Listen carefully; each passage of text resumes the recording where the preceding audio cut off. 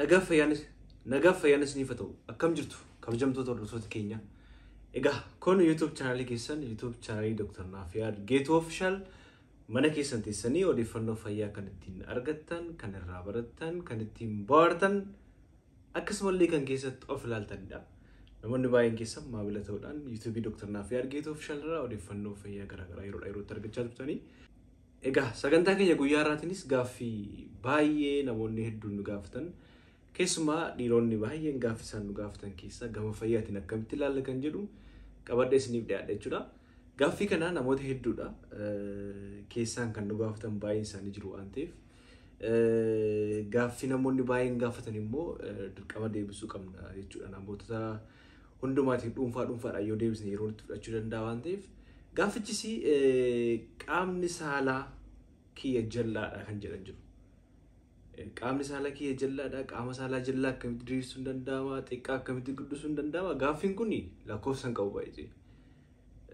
Yoo ilaallamu sooshaal miidiyaa irratti baay'inaanis wantoota kanaan wal qabate odeeffannoon dogoggoraa baay'ee yeroo isaatti faca'an argina jechuudha. Egaa akkuma beekamu qaama saalaa dhiira jallaan sirreessuu ni danda'ama kan jedhu deebisaas ni deebisa. Ammallee tanaan gaxoona sagantaa keenyatti nu hordofaa si waliin jenna. Yoo subscribe hin goone subscribe gochuudhaan jalqaba. Akkasumas subscribe kan jettu bira mallattoon join jettu waan jirtuuf join gochuudhaan maamila addaa Dr. Nafiyaad Geetuu Official ta'uu dandeessu jechuun barbaada. Egaa akkuma beekamu qaamni saalaa dhiiraa namatti yookiin dhiiraa dhiiratti saayiziin isaa yookiin dheerinni isaa, furdinni isaa yookiin yabbinni isaa, sheeppiin isaa garaagara. Fakkeenyaaf amma gara bitaatti jallachuu danda'a. Gara mirgaatti jallachuu danda'a, ol jallachuu danda'a, gad jallachuu danda'a. Garuu jallina isa kamtu mana yaalaa deemtee ilaalamuu qabdu. Yoo maal si mudate, yoo akkamtee mana yaalaa deemtee ilaalamuu qabdu kan jedhu ilaalla jechuudha.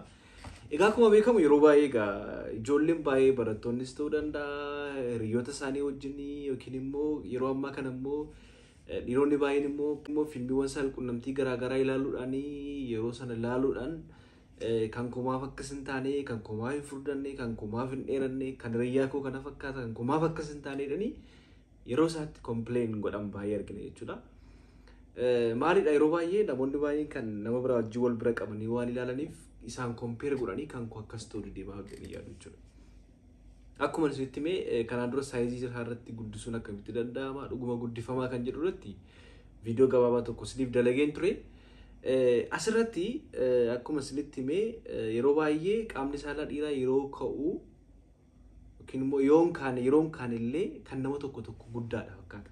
Fakkeenyaaf amma qaamni saalaa tokko nama tokko yeroon kaane dhiirota tokko yeroon kaane guddaa kan ta'u yookiin immoo kan guddatu fakkaatudha. Garuu gaafa ka'u immoo baay'ee kan hin guddanne jira jechuudha. Yeroo baay'ee namoonni baay'een isa ilaalanii kan kumaaf xiqqaate akkasii jedhanii kan yaadaa jiraachuu danda'u. Stretchability qaba. Akkuma beekamu qaamni saalaa dhiiraa stretch waan ta'uuf ni dheerata jechuudha. Especially gaafa ka'utti ni dheerata jechuudha. Kanaaf maal jechuu barbaadanii qaamni saalaa saayiziin isaa, bocni isaa garaagara. Ol jallachuu danda'a, gad jallachuu danda'a, baay'ee osoo hin taane xiqqoo jallachuu danda'a, gara bitaatti akkas jallachuu danda'a, gara mirgaatti jallachuu danda'a jechuudha. Dhibeen tokko jira.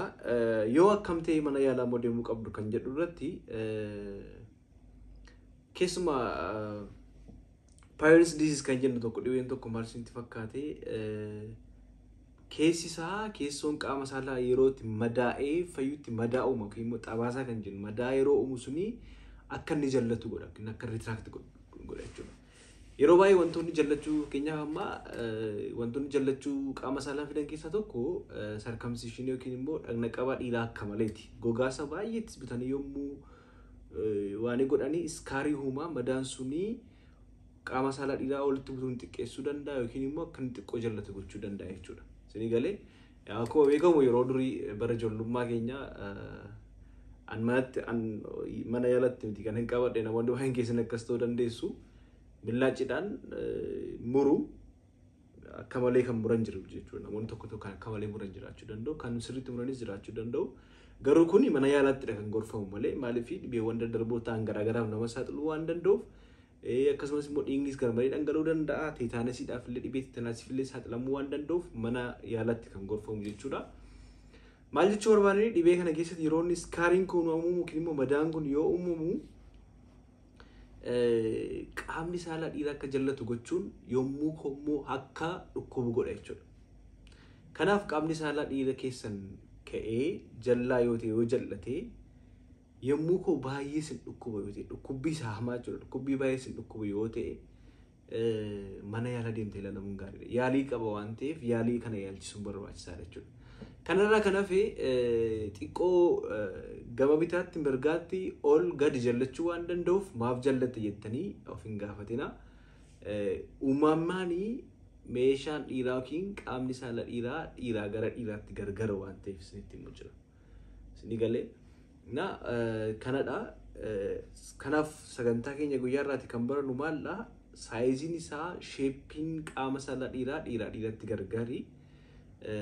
Even dheerinni isaallee yabbinni isaallee jechuudha. Akkasumas immoo qaamni saala dhiiraa gara bitaatti mirgaatti ol jallachuus danda'a. Kanaaf akkasumas dhukkubbiin hamaan yoo isinitti dhaga'ama ta'ee mana yaala dhufuun barbaachisaa akka ta'e rakkoowwan dhibeewwan jalqaba irratti jennee wal qabachuu akka danda'u isinitti himera jechuudha. Kan kanarraa kan hafe kan koo maaliif akkas jallate, kan koo maaliif bitaatti jallate, kan koo maaliif mirgaatti jallate jettanii baay'ee of ceephoo akka hin qabne gamanumaan dhaamsa kun isiniif dabarsuu barbaada.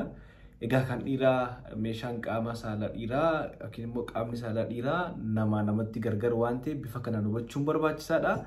Sheeppiin isaa gargaarii kan hiriyyaa keessanii yookiin immoo kan namoota kaanii kan obbolaas ta'uu danda'a waliin kompeer gootanii akka hin laalle yookiin immoo viidiyoowwan garaagaraa wanti argitan hundumtuu dhugaa ta'uu dhiisuu danda'a. Fakkeenyaaf amma yeroo baay'ee namoonni baay'een dhiironni baay'een maal godhu saayizii isaa irratti fiilmii waan saalqunnamtii garaagaraa ilaalanii kan kiyya maaf akkas hin taane kan koo maaf akkas hin taane jedhanii kan of ceephaan jijjiiru waan ta'eef yaada kana kaasuu barbaade. Gabaabadhumatti barumsi keenya guyyaa irraa kana fakkaata.